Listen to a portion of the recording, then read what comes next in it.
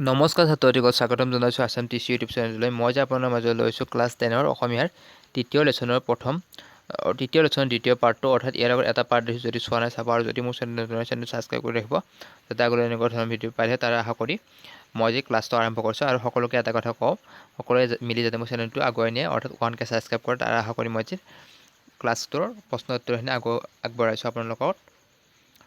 Question number 5, প্ৰশস্তি কবিতাটোৰ মূল ভাৱ লিখা। উত্তৰ: প্ৰশস্তি কবিতাটোত কবিয়ে প্ৰকৃতিৰ সৌন্দৰ্যৰ বৰ্ণনাৰ মাজেৰে সুন্দৰৰ আৰাধনা কৰিছে।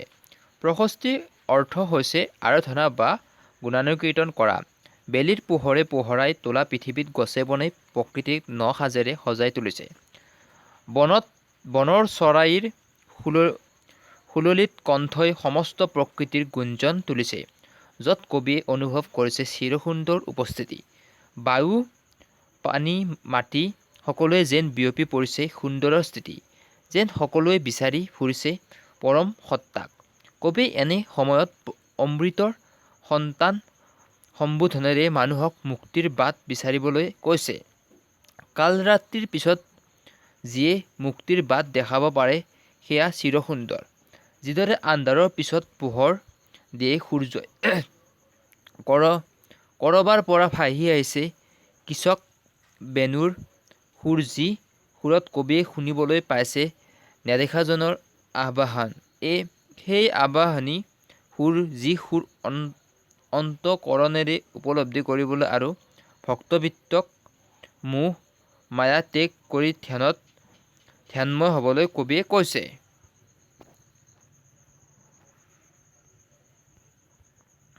ছয় নম্বৰ, উঠা হে ঋষিত্ব ধেনী অমৃতৰ পুত্ৰ, উঠা য'ত মুক্তি পদযাত্ৰী। কবিয়ে কিয় এনেদৰে আহ্বান জনাইছে বুজাই লিখা। উত্তৰ: কবিয়ে কবিতাফাঁকিৰ জৰিয়তে মানৱ জীৱন দুদিনীয়া বুলি কৈছে। এই ক্ষণস্থায়ী জীৱনত মানুহে নানা দুখ যন্ত্ৰণা জৰ্জৰিত হয়। তেনে সময়ক কবিয়ে আন্ধাৰৰ লগত তুলনা কৰিছে। আন্ধাৰে যিদৰে অৱসাদ কঢ়িয়ায়, তেনেদৰে বেয়া সময়েও মানুহক ভাগৰুৱা কৰি তোলে। এই পৃথিৱী আন্ধাৰ নাশ কৰিবলৈ নিৰ্দিষ্ট সময়ৰ মূৰত সূৰুজৰ আগমন ঘটে। মানৱ জীৱনৰ আন্ধাৰ নাশ কৰিবৰ বাবে চিৰমুক্তিৰ প্ৰয়োজন। মানুহে মায়া মোহত বন্দী হৈ পাহৰি থাকে যে চিৰমুক্ত অৱশ্য ভাবি কবিতাটোত কবিয়ে প্ৰকৃতিৰ সুন্দৰ ৰূপৰ মাজেৰে প্ৰকৃতিৰ জগতৰ সকলোৰে ধ্যান সূৰ্যৰ প্ৰতি, অৰ্থাৎ আন্ধাৰ বিনাশী শক্তি বুলি অনুভৱ কৰিছে। সকলোৱে যেন সেই শক্তিক ধ্যান কৰিছে।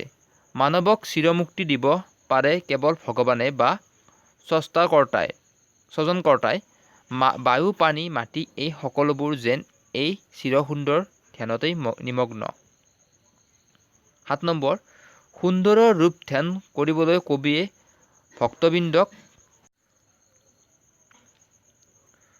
ভক্তবৃন্দক কিয় আহ্বান জনাইছে বুজাই লিখা। উত্তৰ: প্ৰশস্তি কবিতাটোত কবিয়ে মূৰ্ত ৰূপৰ মাজেৰে বিমূৰ্ত ৰূপৰ আৰাধনা কৰিছে।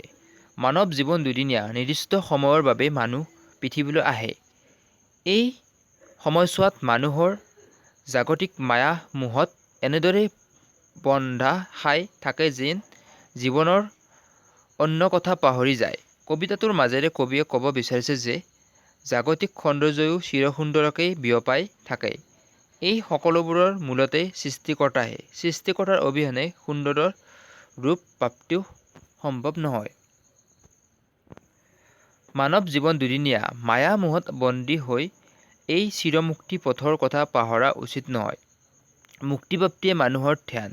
সেয়ে এই কথা কেতিয়াও নাপাহৰি অৱসাদ আঁতৰাই প্ৰকৃতিৰ সৌন্দৰ্যৰ উপভোগৰ মাজেৰে চিৰসুন্দৰ ধ্যান কৰা উচিত।